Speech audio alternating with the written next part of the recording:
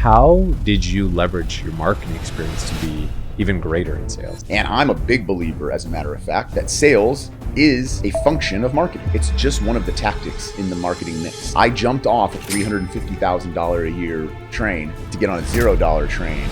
And I did that because I had a moral compass, a set of values, and a passion for something.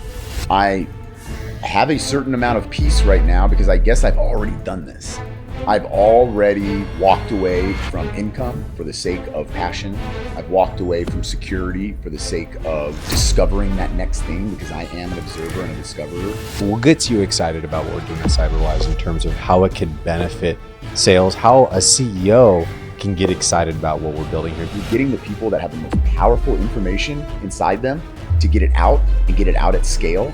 And I believe that is absolutely a problem that's not been very well addressed. Additionally, what you're tapping into is sort of an ethos of how people consume information today ubiquitously. It's everywhere, all the time. And their preferred medium is video.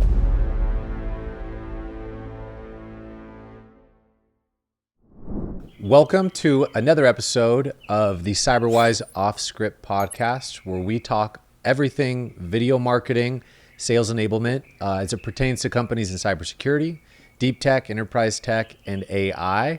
Today is a very special episode, in part because we have a really beautiful venue here today in Scottsdale, Arizona at our Content Kickoff 2025. And we have a very special guest and also a dear friend and a new hire. So a 3-in-1, Stephen Gladden, but you can refer to him as Gladdy, Gladden, moving forward, because I always get tripped up on the name of past to future. And I think today this podcast is going to be really beneficial for everybody who have gone throughout this entire character arc in their career of going from a post-grad, maybe being in sales, maybe in product, maybe in marketing. I think you've had a really interesting career, and I've watched it from afar, whether you're traveling to dozens of countries on sabbatical or being the top leader for companies almost as big as $1 billion in revenue, right? And really helping grow these companies. I had the opportunity of working with you right out of college. You mentored me and you housed me. I was your roommate for a period of time before I decided to get married. And then I went off and moved back to NorCal, and you continued your journey. But I'll shut up for now and I'll let you introduce yourself as well too, in case I missed anything. Well, thank you. I am Gladdy, and I'm excited to be part of the Cyberwhyze team. I feel like this is something that's been a long time coming. Almost predetermined. It just had to be at the right time, and here we are at the right time. And, you know, I sold that condo profitably, and I appreciate you helping me pay the bills for almost 18 months. Nice. So if you ever want to rent from me, let me know. I will. Hopefully I don't have to move into a casita. Hopefully everything goes really well. There we go. Well, yeah, man, I thought you could probably start out today just talking a little bit. I mean, let's wind it all the way back so people could really get to know you. That's crucial. I think because both our staff are going to be listening to these podcasts, prospects, partners, and you're going to get a lot of camera time, right? You're not shy of the camera. You always have a lot to say and you have a lot of value to add. But I think it'd be a really good kind of origin story. Like, where did it all start? You know, maybe you were born and raised up to where you went to college and how the careers evolved from there. Well, you know, I was born and somewhat raised in San Diego. But what I'll say as it relates to growing up that I think highly informed the way my career was going to go is that I lived for 12 years in Southern California, San Diego County. But then I spent a couple of years in Alabama. And after that, I spent 4 years, high school years, in Maryland. Then I returned to California for university. And once I got to a certain point in my career, I relocated to Seattle for 3 years. And now I'm a resident of Nashville, Tennessee. And so I've really met people from every walk of life. I've created relationships with people with a wide background of beliefs and experiences. And that's helped me, I think, become malleable, empathetic, and makes it easier for me to connect to people, which is really important if you want to be in sales and marketing. You got to understand how people think and how they act. And I think I've got a really broad experience that allows me to be comfortable and successful in just about any environment. I started school at Cal State Long Beach, and I took a very indecisive path. I was, an AP chemistry, AP physics, calculus 3 in high school type student. So obviously I had to go to engineering. and I started in computer engineering, and then I got into computer information systems because the whole point was, well, that's where the money is, and that's what aligns with this innate brain ability that I have. But it really was never suiting for me, and I had this other skill, this ability to communicate, and that really didn't jive with the engineering path. And so I found myself continually changing majors, and I got to a point where I really was no longer focused on school. It was actually, a lot of the coursework was less challenging than my high school coursework. And so I just kind of just focused on drinking and partying and doing those things, you know, and it took me almost 7 years to get through my coursework. And I did that for eventually landing on finance. Why? Why finance? Well, finance is money, right? And that's the whole reason you go to college, right? So I powered through, finished all my school, even walked, you know, threw my hat in the air, all that good stuff. But I still wasn't settled. I still didn't think I had achieved what I had come to achieve. And I actually went back to school after I graduated to restructure and reorganize my fraternity. It had fallen on hard times. They had a budget crisis. They had a hazing crisis. And so it needed to be repaired. And you said before this, you talked about the Phoenix. Well, the Phoenix is actually the icon of my fraternity. And so that's what I did. I went back there to repair the fraternity and watch it rise again. And that was a very important experience. That was managing people. That was creating systems. That was getting the sum to be greater than the individual parts. I mean, we went from a 100-person house to a 9-person house. And we had to do the same things that 100 people did. We had to be able to rush and grow the house the same way we did when we were 100 people. So that's a skill that eventually affected my career, right? Organizational management, human management. So that was done. And then I was lost again. I had no purpose again. And I found myself working for a defense contractor, a very blue collar job. I worked graveyard shift. I was turning wheels and cranking valves and dealing with jet fuel and truck drivers and ex-military people, something that you wouldn't expect at any point in my life that's where I'd find myself. And sure enough, it was uncomfortable and it didn't fit. And I had a little bit of an emotional breakdown. And I decided this isn't for me. I need to go to school once again, but this time I need to go to school for the thing that I am. I need to stop looking at the university to make me something. I need to bring who I am to university just so that I can learn and become a better version of myself. And that was marketing. And for the first time, I went to school with absolute determination, concentration, focus. I moved back in with my parents. And just to kind of give you an idea where we are on the timeline here, I'm 25 years old. No, excuse me. I'm 26, almost 27 years old. And I do 3 consecutive semesters, straight A's. I'm leading all my courses as the project leader. And that's when I got the opportunity to interview at Horizon Technology. It was an error by the HR department to even consider me. They had a part-time marketer there that had been there for 5 years. And so they had an understanding of what was working, what wasn't, but now they were ready to really put good gas on the fire and really get serious about marketing and grow this company. At the time, it was a $45 million company, and they had a very clear goal of getting to $100 million within 5 years. And they knew that marketing was going to be the way to get there. So they get this guy who's technically doesn't have a degree, hasn't even done his finals in his marketing coursework yet. And they get me into an interview, and it's not until the interview kicks off that the interviewer recognizes that I have exactly 0 experience. And they're looking for someone with 10 to 15 years experience to build this department. Needless to say, I repositioned the definition of experience. I said, well, that's not true. Let me show you these things I'm doing at school right now and how I'm leading these things. And I'm going through the same thought process that any professional would go through. So what do you mean I don't have experience? That's actually not an accurate statement. She's like, that's good enough for me. I will get you the interview with the vice president of sales. And sure enough, what we know about him now is our former boss. He came unprepared to that. And so he didn't know I wasn't experienced. He went through the same sort of aha moment.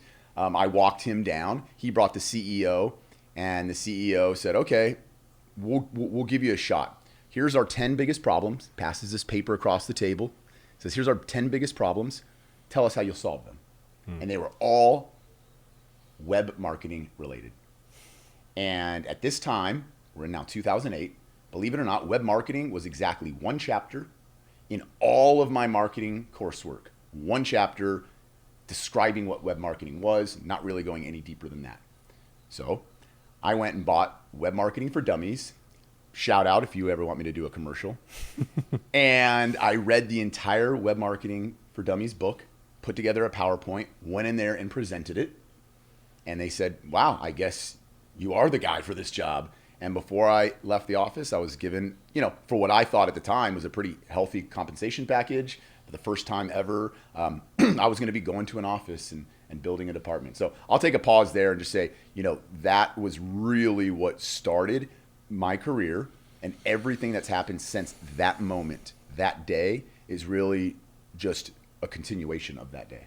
Yeah, just to kind of recap, because I'm picking up on some of the body language too, and I think you revisited it, but you said when you graduated, Yeah. right? What are the bunny ears about when you graduated? What does that kind of mean to you? Well, it means I don't have a certificate hanging on my wall that says I earned a degree. The receipt, the nice That's receipt. Right. That's right. Well, I got the receipt because I've paid all the money. But for that, I don't have a certificate on my wall. And that, that bothered me for a long time. That bounced around in my head. I thought maybe I was lesser than because of that. And I'm not. I took all the courses. I got all the grades. It's just a bureaucratic sort of IT system issue.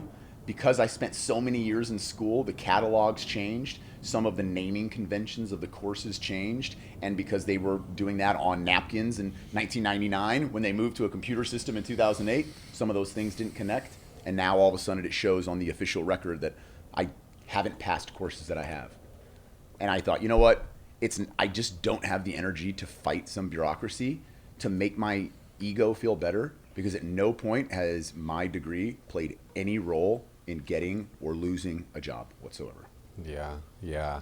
And so people have some full context. My first job out of college was at Horizon Technology at the time too, where you and I kind of crossed paths.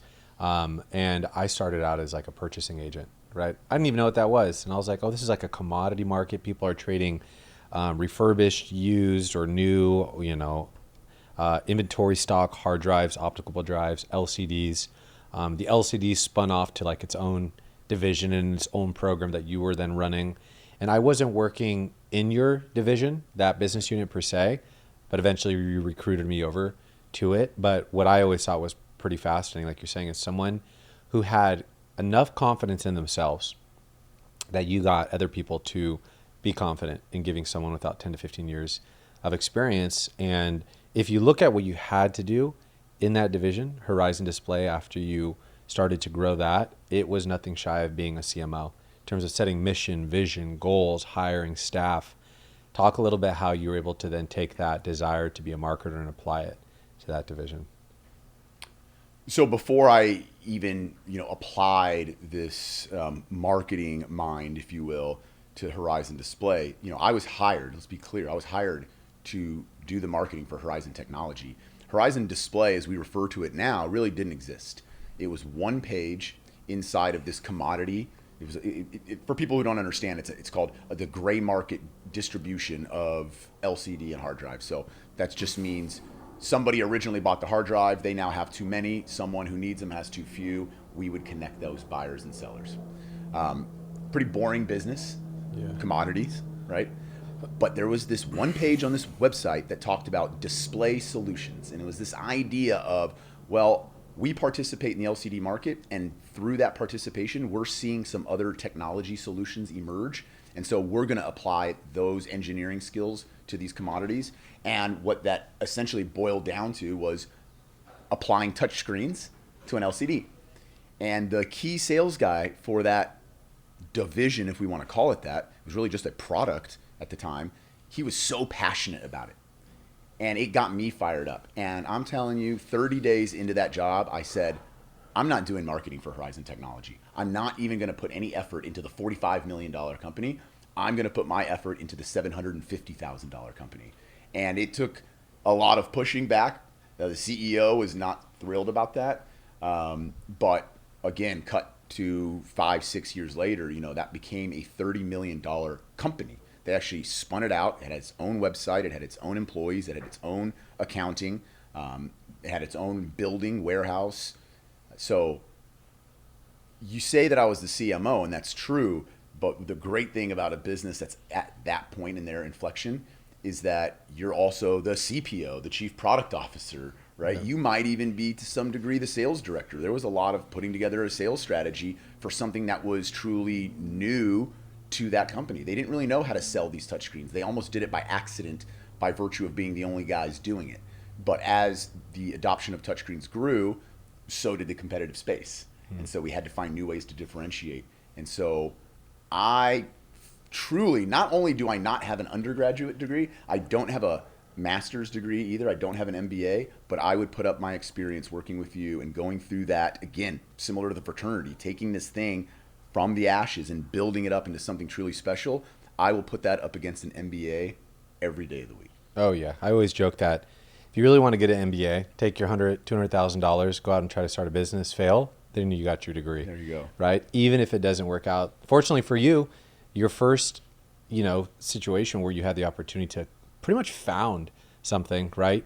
It was a bit of a home run, right? Which isn't always the case. I'm sure there was trial, error, failure along the way, but there was never giving up. You've always been a really resilient and persistent guy. Is that kind of just core to who you are?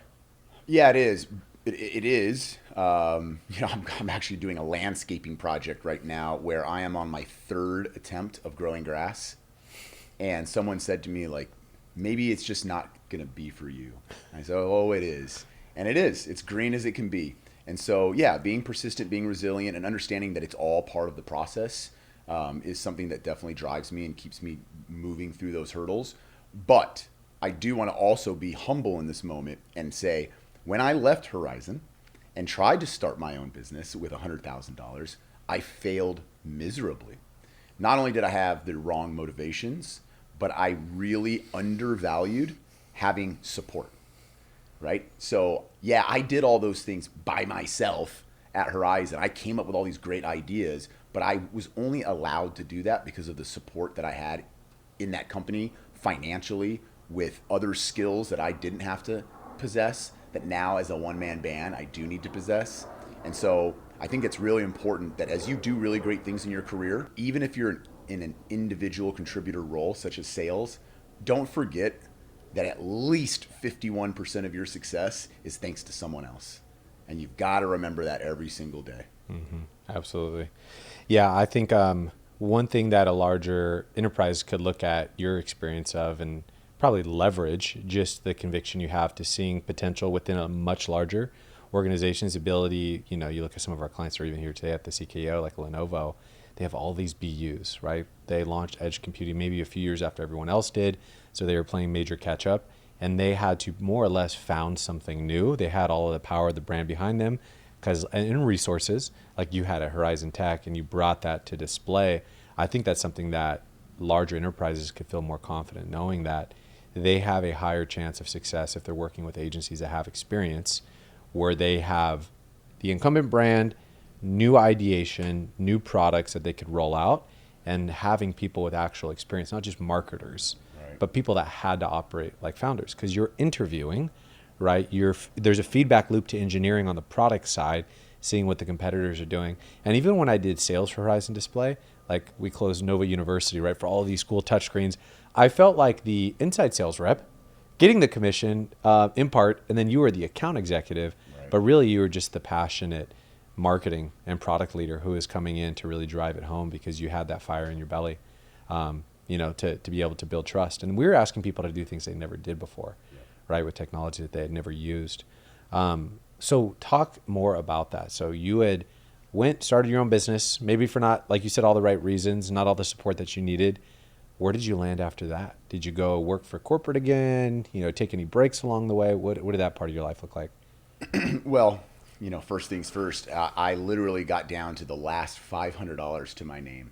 So I sold the condo that you alluded to in the opening, and took that money to fund my life. I moved to Hollywood, where I thought I would be more motivated to do the right things. And I was down to my last $500. And thank goodness I had a very strong relationship with a key OEM from my days at Horizon Display. And the leader of that OEM moved to a new OEM focused strictly on touchscreens. So how great is that I had this touchscreen experience? And they just happened to need a sales rep. He hits me up on LinkedIn, and I actually had a bad opinion of this company. Rightfully so. I didn't realize that what the changeover they had gone through and some of the innovation they had gone through. So I said to him, I said, "You really want me to work for that company?" And he said, "Listen, idiot, get on a plane, come up to San Jose, let me show you that it's a little bit different." And that company was Elo Touch Solutions. And they put me into the Pacific Northwest region, which was a region that was by far underperforming every other region at Elo, and it was certainly a drag on their growth goals. And so I did have to move to Seattle, and I did, pretty darn quickly. He said I could take a year to make the transition. I think I was up there in 60 days of being hired. Got up there and grew that immediately. The first year I was there, I did about 2.5x what the previous year had done. And by the time I left that region, which is another part of the story we'll get to, but 5 years later, as I prepared to leave that region, it was now the number 2 region in the country. And it was doing in the ballpark of $30 million a year as a region. The year I got there, it had done 3. Oh, wow. So that was pretty awesome. That was actually my first foray into official sales. As you said, at Horizon, I kind of just accidentally found myself in the selling position. But this was the first time, as they call it, a bag carrying, quota carrying salesperson, individual contributor. And so I really went into that with a great degree of fear. I never believed actually that I could do sales. I really never thought that was something I could do. It was also something that, for whatever reason, I had a reputational feeling about it. And I didn't want to be associated with sales. And I would say for my first 2 years, when people said, "What do you do?" I go, "Sales." I didn't say it with any pride, but when I was, making $60,000, as this new marketing guy, and people said, "What do you do?" I'd go, "Marketing." So fear is a funny thing that we can talk about if you want. Yeah. But again, back to that kind of resiliency comment. I just pushed through the fear, took the opportunity because that's what was in front of me. It was that or $500, and it all worked out pretty well. Along the way, did you get any recognition for your sales experience? President's Club, top this, top that. I know there's a lot of ways to celebrate salespeople's success beyond the commission, right? What did that kind of look like? So at Elo, we didn't have President's Club per se, but it was all about hitting 100% to quota or more. I think it was referred to as Century Club. Obviously, you can see the play on words there. And so, yeah, all 7 years, I sold 100% or more. My first year, I did get one of those nice little gold trophy, or one of those glass trophies they give you in corporate America. I remember seeing the photo on LinkedIn. Yeah. I did get the project of the year my first year, and then I also got back-to-back salesperson of the year for North America in 2020 and 2021. So yeah, there was some recognition there, and it was great. And the greatest recognition in sales comes in your checking account, though. So as long as that kept going, I always felt appreciated. Now you have this marketing experience, right? You've grown a company from $750,000 to almost $30 million in revenue, doing a ton of things. Now you have a more kind of defined role. You know what you're set out to do. There's more risk involved, but I can't imagine there's not this situation where you're still having to collaborate with marketing. As every salesperson knows, they have to Frankenstein a deck to serve the presentation. Marketing's not always there for them. How did you leverage your marketing experience to be even greater in sales? Well, first of all, selling is storytelling, and that's something you learn in marketing. And so definitely understanding how to not be so rigid, how to move the conversation beyond just really, frankly, the product, and illustrate how what we do and what we offer is going to change the lives of that brand, be it Starbucks, Nordstrom, Lululemon, and really walking them through what their life's going to be like when they adopt our technology. I think that's something I brought from marketing. I think even to this day, Elo views me as someone who was a marketer in a sales skin, right? As it relates to pitch decks, I definitely did some of the most creative takes on that. I definitely added some of my own flair. I remember doing a presentation for a major retailer, and I used, slides from movies. And that was something that definitely you do not see a salesperson just do on his or her own in corporate America. It was definitely a risk, and I didn't tell anybody. And I remember my colleagues' faces as this slide came up, and they're like, whoa, he is taking this in a completely different direction. But again, I never feared that, and I understand the impact that visuals have, that an artistic approach can have, that storytelling has, that connecting through the lens of the experience of your customer, that's all really what marketing does. And so why would that not be in the sales process? Why would those two things be so mutually exclusive? They're not. They're actually one and the same. And I'm a big believer, as a matter of fact, that sales is a function of marketing. It's just one of the tactics in the marketing mix. Yep. Is sales almost like the guy when you get them to come bungee jumping that has to push you over the edge? Like if marketing done right is put in place, people know what they're going to be buying. They know what problems it's solving well ahead of even engaging in the salesperson. A lot of people like doing their own research, and the salesperson is just giving them the permission to move forward, setting things up in a way, executing on things to further the marketing. Yeah, well, what a salesperson is doing is making sure that you're the choice in the competitive options. Nothing that you're going to do in any business, in any product you sell, is going to be truly one of one unique. So what a salesperson does is after the marketing has warmed the market, has educated the market, well, guess what? So did the marketing for the competitor. So you are not going to get this layup in sales. What you have now is you're the guy who takes that 1% and shows why you're different from the other brand that they've learned about and probably have a great degree of confidence in. The other thing that a salesperson does that's very important and really I think is underappreciated, not talked about enough, and not part of the screening or interviewing process enough. You're negotiating. See, right? The buyer, you have a little experience in this, is never going to pay your first price. And so the artful dance of negotiation and making sure that they feel like they got something, but while also protecting the profitability goals, is something that I would say the best salespeople do much better than the others. And I would also say that sales is a job that has more underperforming employees than probably any other function in business. So knowing how to negotiate is super critical. And we might call this 1%, right, to use your metaphor, but it's the most important 1%. And if the CFO likes the way a salesperson's doing things, then you know you're on the right track. And I proudly say that I was known as a margin protector at Elo. And so all the financial people, all the bean counters liked the way I sold things. And that came down to negotiation skills. So you're at what age roughly on your 7th year at Elo, right? Killing it in sales. What age are you? What does the timeline of life look like? I know you're married with a kid now. You've traveled a bit. Where does all of that start to come into play in this timeline? Yeah, well, I'm 41 years old, and it's November 2022, and I'm giving my 2 weeks notice. So do you want me to talk about that? Yeah. Yeah, it's November 2022, and I'm giving my 2 weeks notice. Certainly that came as a shock. It was another banner year for me. And so that's not usually when a salesperson exits stage left. To make it even more dramatic, I guess I have a flair for these kinds of things. The global sales meeting is where I made this announcement because I felt that was best to do something like that in person. It's not something over a Teams conversation. It's not something over a text. It's not something over a phone call. I have to do something like this face to face, especially given the reasons why I was giving my 2 weeks. It just really needed to be delivered in the right way. So it's our global sales meeting. It's in Nashville, Tennessee, which happens to be where I live. And it's the end.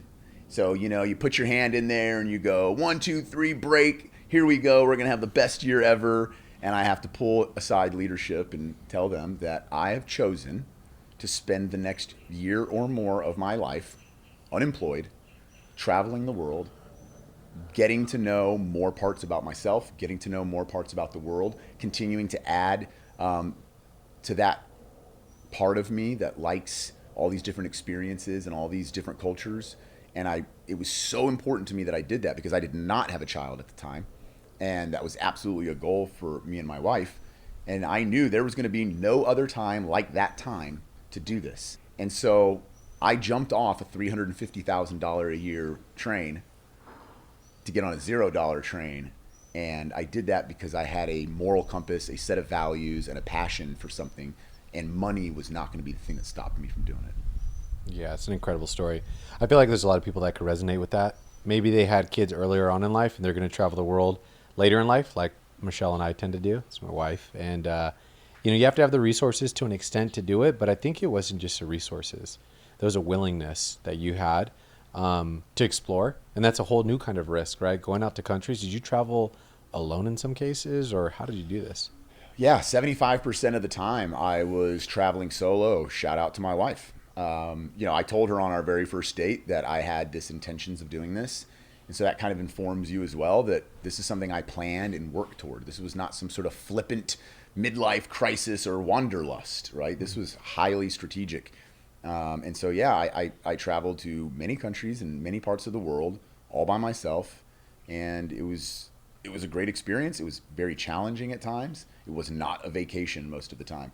It was so not a vacation that sometimes while traveling, I would take a vacation. I would say, okay, for the next 3 days, I'm going on vacation from this travel thing I'm doing. If you're interested, just very quickly, and I went to, I'll kind of just try to go chronologically. It's kind of the easiest way for me to remember. But I started in Thailand, went straight there, spent about, 6 or 7 weeks there. From there, I went to Dubai, where I spent a couple weeks. Went to Egypt, where I spent about a week. Back to Thailand, because, of course. From there, I headed to, of all places, because it totally makes sense if you're following this on a globe in your mind. I went to South America. I went to Argentina, where I spent another 6 or 7 weeks. Spent a lot of time in Buenos Aires, but also spent a great deal of time in Patagonia, which I highly recommend. That will recenter you and really make you kind of appreciate the earth and your place in it. I spent a little time in Chile.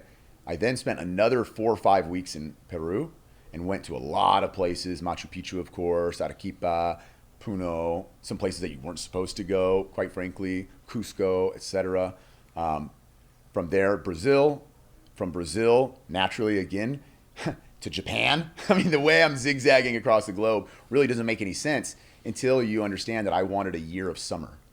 So really what I was doing, I was following the seasons, and it was always warm. So I had a tan in January, So I went to Japan, spent about 5 weeks there. From there, I went to Italy, spent about 4 weeks there. Then a few days in Germany, a few days in the Netherlands, and then I came home. I got home, I was home for a few weeks, and I looked at my wife and I said, "You want to go to Italy and Japan?" So back to Italy and Japan I went, this time with my wife, and we did about 10 days in each location. That's incredible. Yeah, it was definitely a resource thing for sure, but I had the resources because I planned for it. I had the resources because I made a lot of sacrifices for years to ensure that we'd be comfortable enough to be able to do something like that. So it wasn't like I was filthy rich. It was I lived well below my means for many, many years because this passion inside of me had to be burned off, if you will. I would have exploded if I didn't. Till you became a homebody eventually. Right. Well, that's exactly right. Once you get that all out of your system, now all you want to do is tend your garden and landscape your backyard and grow your vegetables and raise your family. And that's where I'm at now. And it's a great degree of peace. So question as we kind of wrap up the travel part of the timeline, what stands out from that? What can you distill from that travel? Like, what did you learn about yourself? Whether you apply it to business today, being a father, a husband, what did you really get out of that at the end of the day? It's a great question, but of course it's one that I've thought about. So it's this: you are you no matter where you are. And a lot of people try to escape things, and you hear a lot about kind of like, recreating yourself. That does not happen by you changing your location. That's something that is completely inside of yourself that you have to spend time with no matter where you are. And so I don't want to say it was disappointing. I think anything you learn about yourself is a positive, and then you can put that into action. So there was not this major transformation that took place. I would say the transformation that has taken place in me has been in the year and a half, 2 years since I returned. It's about taking that realization that, like, look, you're not going to go do this anywhere but right here. And so now I'm doing it right here, and the change is occurring in real time. So let's talk about that change. What's changing in the career path today? I mean, joining the team, the background that you have, seeing what we're doing. How did these stars align? Kicking off this self-development and change, I went right back into the type of work that did not make me happy, because I thought it was more guaranteed. All of a sudden, the reality of having a family was kicking in, and so I felt suddenly I needed to play it safe, and I let the fear take over, and I took jobs that in no way fulfilled me, and in fact did the exact opposite of what I was trying to achieve, right? They made me an angrier person, a more dissatisfied person, and that leaked into my home. We work from home, so it's both literal and figuratively, and I just said, this cannot continue. About that time, I really saw that Cyberwhyze had found its footing, that Alano, you had developed into the type of leader that people want to work for and be around. And, as I've been very honest with myself in the past, I am a great number two. I am not a number one. And so I make the move when I know that a business needs a really good number two. And I think that's, where Cyberwhyze is now. I feel that you have built something truly special, and I'm going to shake the fear, and I'm going to go right back into the fire, just like I've done every time. And every time I've done it, something positive has happened at the end. Whether that thing that I went into was the positive thing, or whether that thrust me in some sort of new direction, I'm fully confident that this is going to work out, whatever this is going to work out means. Mm-hmm.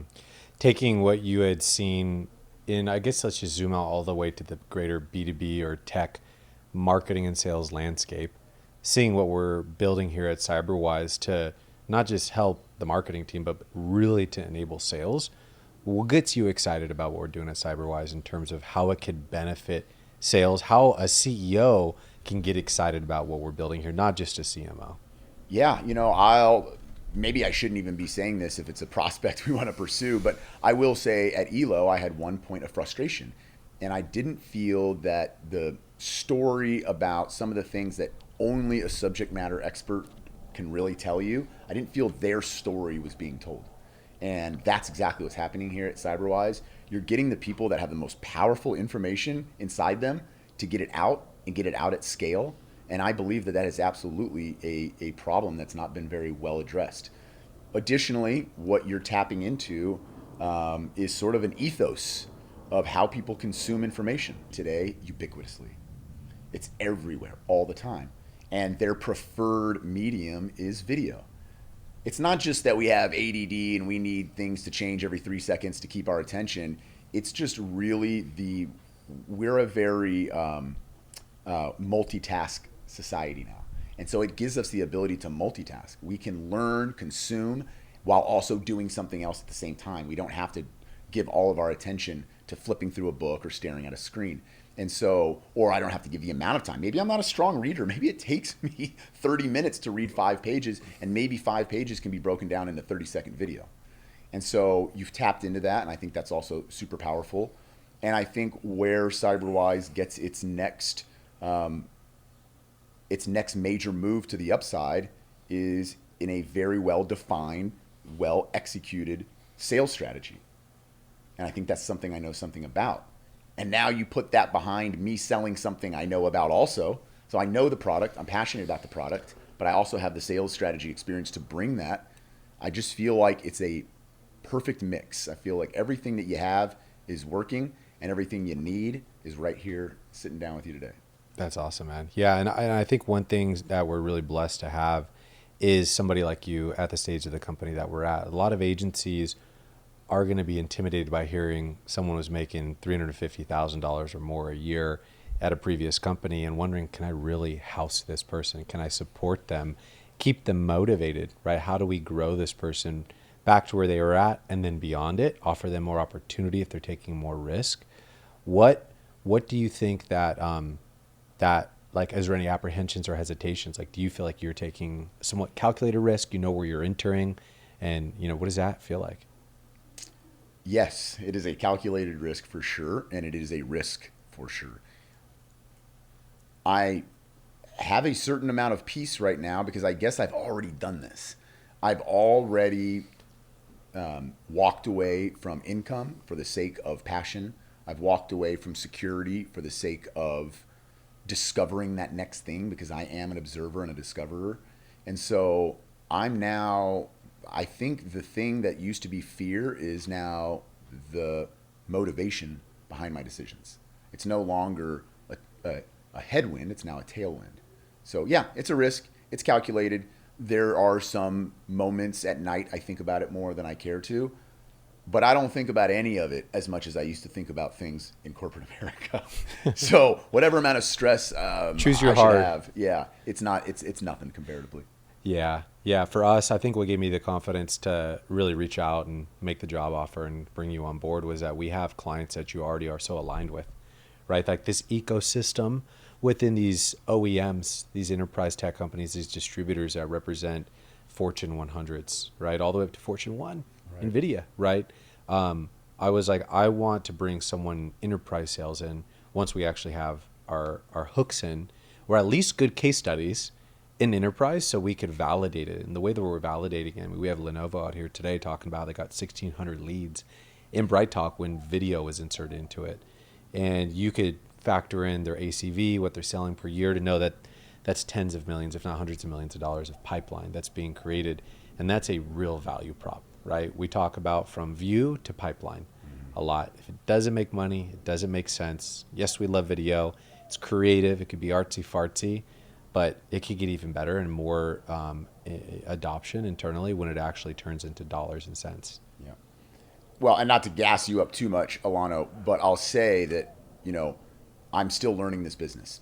I have such trust in you that even some of these nuances of the business, some of these value props that I'm still kind of getting my hands around, I'll eventually be able to articulate them in the same way you do. And I'm not worried about not being there yet, right? Mm-hmm.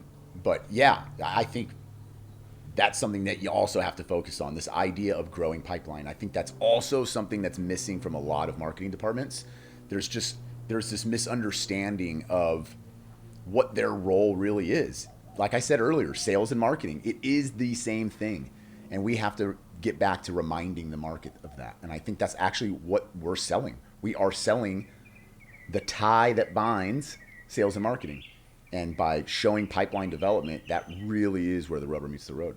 We talked about sales and marketing be aligned, which is very played out. Everyone aspires to sales and marketing be aligned. But these are very different people. But strangely enough, when we're on set, we're doing workshops, we're at SKOs, we don't just get sales and marketing people aligned, we get them engaged, right? You have the CMO of Halcyon on video. Next up, you'll have a sales leader on content. And then we're doing these like monthly reports where we show who's got the most views on their videos. And it's like this friendly banter and competition where they feel like they're on the same page. And when we go to these CKOs, it's not the sales team's over there, the marketing team's over there. We have a CISO, we have a sales leader, we have a marketer, we have a product guy, all actively engaged. And that is, I think, the next level of alignment. People joyous about coming and getting on camera from their first shoot of like, oh boy, there's the lights, there's a camera. I don't know if I want the action. And then afterwards, people proactively realizing like, oh wow, my video got me views in LinkedIn DMs as a sales leader. Now I'm in President's Club. I want more video content. Right. And there are people fighting in a line to get into the media room to create content. And I think that's something that we could further in the enterprise side of things. And eventually we'll depart well beyond into several verticals. Right now we're very focused on cyber, very focused on enterprise tech, but there's so much nuance, right? And this concept of having a broad marketing message or a broad product offering isn't effective as if you could go in surgically, laser focused, developing positioning, knowing the problems of said vertical. And just like we have Danny Wolf at CyberSynapse, who helps, inform us a lot with the buyer research, and that partnership's evolving. We're going to do that for several other verticals too, which we all know that there's other verticals that you know very well as well. Well, and I even think about as you build out this board of advisors and they themselves being not subject matter experts, well, they are, but additionally they are market matter experts. I think I can envision some people coming from this new target market that you're really trying to drive, the one that I'm really trying to drive, the enterprise tech market, right? Yeah. So I think you kind of probably know what I'm alluding to, Yeah. maybe even who I'm alluding to, but I don't want to let that cat out of the bag, you know? But I think that's something that I'm very excited about bringing. You said it, understanding the customer and understanding their challenges. It's just what I said earlier about selling, right? But yes, every one of these OEM brands, every one of these enterprise tech brands that we're going to be going after, I have either sold their product, sold against their product, resold their product. So I have a great degree of intimacy. I can talk their talk from minute one. And I think what you're achieving here at Cyberwhyze is a paradigm shift. I talked about that during our meetings yesterday. And every paradigm shift is going to have some resistance. And so it's going to feel really hard at times. And there's a lot in the corporate structure of really wanting to operationalize things in such a way that they fit really tightly into boxes. And you're sort of erasing some of those lines between the boxes for all the right reasons. But that's still a paradigm shift, and that's still going to create challenges. And so the better that you can articulate your message through the way they do their business, the greater success we're going to have. Now, to tie this all together, we do that through the rhetorical triangle. You have pathos, logos, ethos, different clips from this video hit on different, pain points or different opportunities for people to just embrace and engage with you. We're going to have the marketer that did do the traveling stint and is like, I could get on board with this guy, right? Like I could fully appreciate how scary that is, all the way to the CRO, seeing how you talk about sales and marketing be aligned, how that could benefit them. And what's cool for the people that don't understand how this works behind the scenes, I have to record a 1 hour long talk light, we call them. Podcasts can be kind of intimidating. We're going to pull together a trailer that probably is going to touch on each element of that pathos, logos, ethos with a cliffhanger, dramatic music or inspiring music. That's going to be the first thing they see. Then they have the opportunity to click it off of LinkedIn, go to YouTube, watch the full video where you get more subscribers, more dwell times. And we take that and clip it out. Probably going to get a dozen clips out of this, a few segments. And now you have an arsenal of like 30 videos starting to flood the market well before you even go to Black Hat with us in August and meet a bunch of people. They're going to know you, which is super powerful. It is Occam's razor, right? The definition, like the highest levered or Pareto front, whatever you want to call it, where you get a ton of leverage in a very short amount of time, dense information, waterfalled out. And I think that's something that the market has attempted to do through static content, which we did a lot of back at Horizon to generate leads, but people don't want to enter your funnel. Right. People don't want to surrender anonymity when they're beginning the buyer journey, so they're harassed for 6 to 12 months before they buy. They want to be delighted, which we would always talk about. They want to be enabled up until the point of them saying, time for me to reach out, whether it's for RFP or they're searching for you by brand name, which has a way higher conversion rate. They're coming looking at you, not problem aware, solution aware, vendor aware, right? And so that's a little bit of training for you too, like what happens after these, right, on the post-production side. And I'm going to do my best to keep you out of post. Even though you're a creative at heart, you're going to be like, can we do this trailer different? And yes, I want to make these things different. I want to make them productive as possible. But at the same time, we also are very cognizant and we want to be good stewards of people's budgets. And there is an opportunity for production to be scaled out without it being 10 out of 10 every time. It could be 8 out of 10. Dedicate some resources towards distribution, which is a podcast of its own that we could have, more deeply once you actually see on the back end how the results materialize.